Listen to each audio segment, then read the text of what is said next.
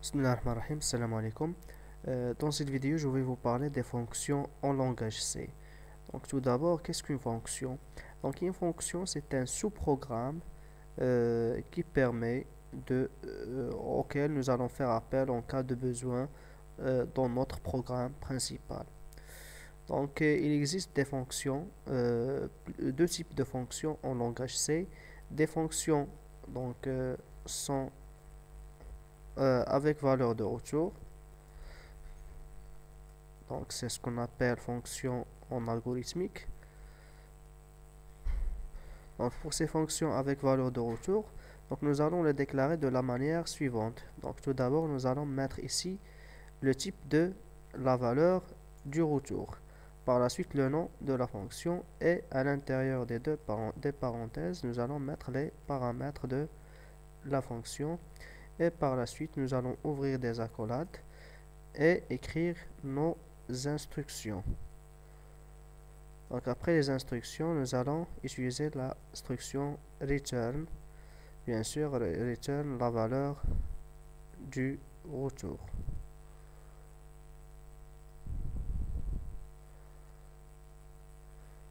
Donc nous allons utiliser un petit exemple.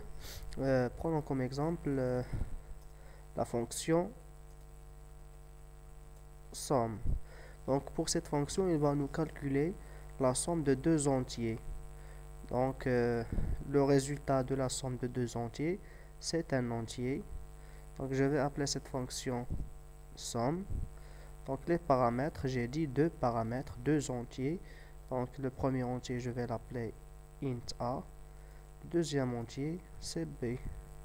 Donc pour les instructions, donc nous allons déclarer un entier s dans lequel nous allons mettre la somme des deux entiers a et b.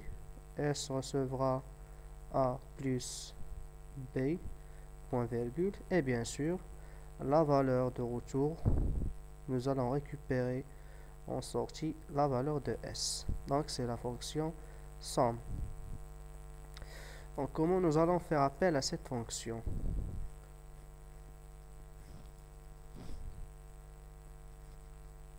Donc nous allons faire appel à la fonction somme. Donc tout d'abord, nous allons déclarer deux entiers, x par exemple 12, virgule égale à 12 et y égale à 13, et un entier z dans lequel nous allons mettre la somme des deux entiers. Donc si je peux faire la somme en utilisant x plus y comme ça facilement, mais si je veux faire appel à cette fonction somme, donc comment je vais procéder? Je vais utiliser le nom de la fonction, et bien sûr cette fonction a deux paramètres a et b. Donc je vais mettre ici la valeur du premier paramètre, donc c'est x, et y. Je vais faire la somme de x et de y. Et bien sûr, je vais faire un petit affichage ici. Donc pour afficher la valeur de z. Donc printf pourcentage.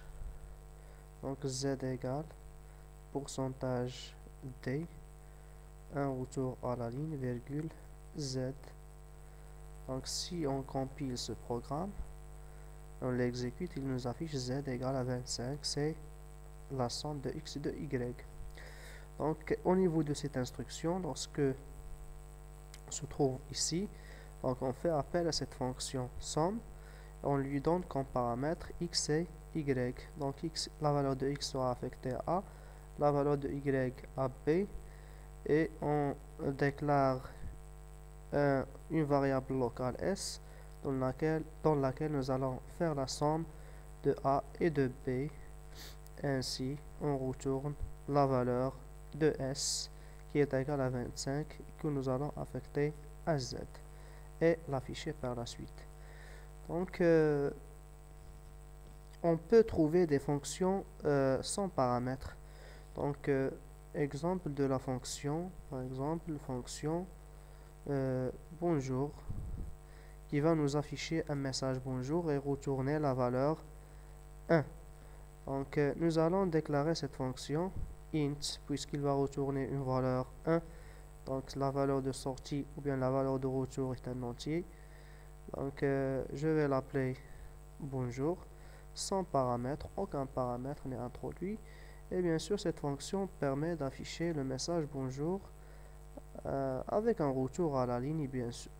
Par exemple, donc bonjour avec un retour à la ligne.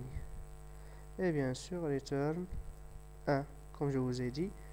C'est une fonction banale qui ne fait qu'afficher le message bonjour et retourner la valeur 1. Comment nous allons faire appel à cette fonction? Donc nous allons appeler cette fonction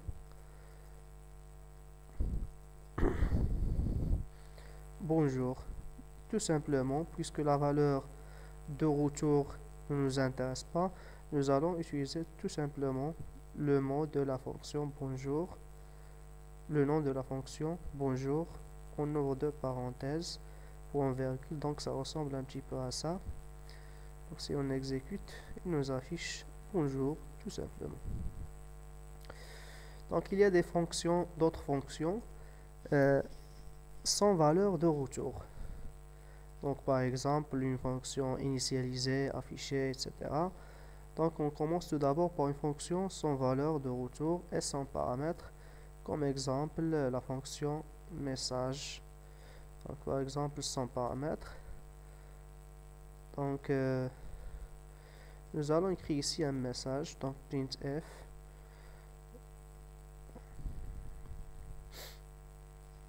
Donc salam tout le monde. Donc si j'exécute ceci, donc avant je vais faire appel à cette fonction. Donc je vais faire appel à la fonction message. Donc ça se fait de la même manière que bonjour. Donc message, j'ouvre les deux parenthèses, point, virgule. Donc il m'affiche salam tout le monde, il marque un retour à la ligne. Donc c'est une fonction sans valeur de retour. C'est pour cette raison qu'on a utilisé ici void. Donc il y a des fonctions. Donc ce sont des fonctions sans valeur de retour.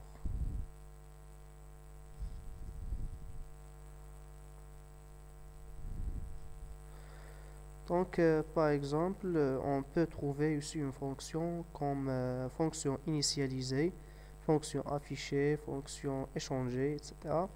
Donc on prend comme exemple la fonction initialisée. Donc il s'agit d'une fonction qui ne retourne rien.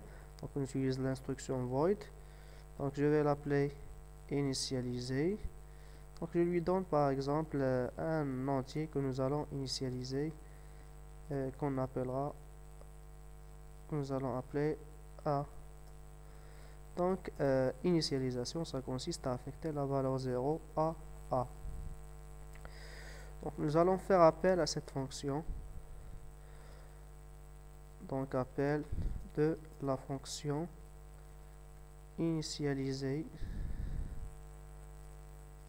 Donc tout simplement aucune valeur de retour. Donc on écrit le nom de la fonction et la variable à initialiser. Donc c'est la variable z que je vais utiliser, que je vais afficher par la suite pour savoir s'il est bien initialisé ou non.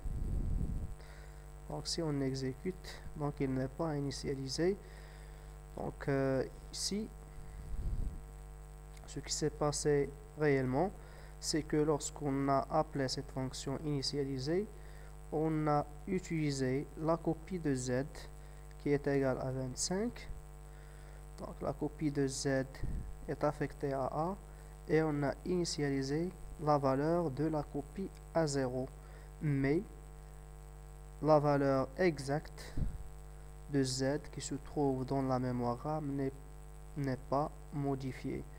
Donc pour qu'on puisse modifier la valeur de z dans la mémoire RAM, on doit utiliser un passage par adresse. On doit accéder, comme je vous ai dit, on peut accéder à une variable en utilisant soit son nom, soit son adresse. Donc ici, nous allons utiliser l'adresse Donc c'est pour cette raison que nous allons utiliser les pointeurs à ce niveau. Donc un pointeur, il contient l'adresse de la variable. Donc nous allons initialiser donc le contenu de la variable sur laquelle pointe le pointeur A recevra la valeur 0. Et bien sûr, pour l'appel, nous allons utiliser cet appel. Nous allons utiliser l'opérateur AND. Donc ici, c'est bien initialisé. Donc lorsqu'on veut utiliser des fonctions qui modifient des informations dans la mémoire RAM, on doit utiliser les pointeurs dans les paramètres.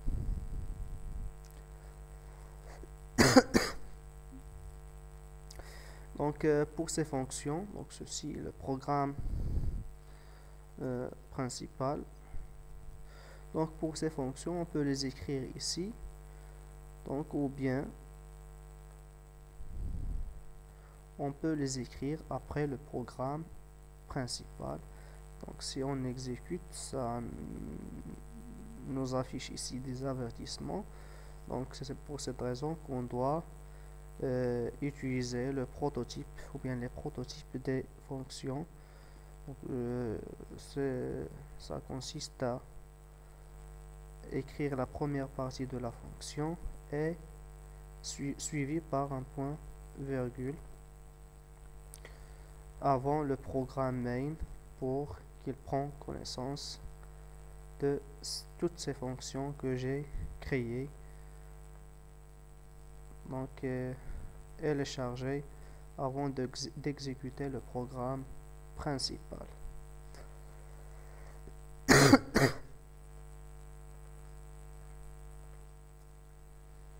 Donc ici, si je compile encore, donc c'est bien exécuté et aucun avertissement comme vous voyez. Donc on peut de la même manière écrire ces fonctions dans un fichier, par exemple fonction.h, que nous allons sauvegarder dans le dossier include de votre programme, bien sûr. Donc ici, nous allons utiliser le macro include pour appeler cette bibliothèque que nous avons créée en fonction.h. Donc c'est bien exécuté, ça s'exécute correctement. Donc, ou bien on peut mettre ce fichier fonction.h n'importe où, mais ici nous devons lui indiquer le chemin de notre fichier. Merci pour votre attention et à la prochaine, Inch'Allah.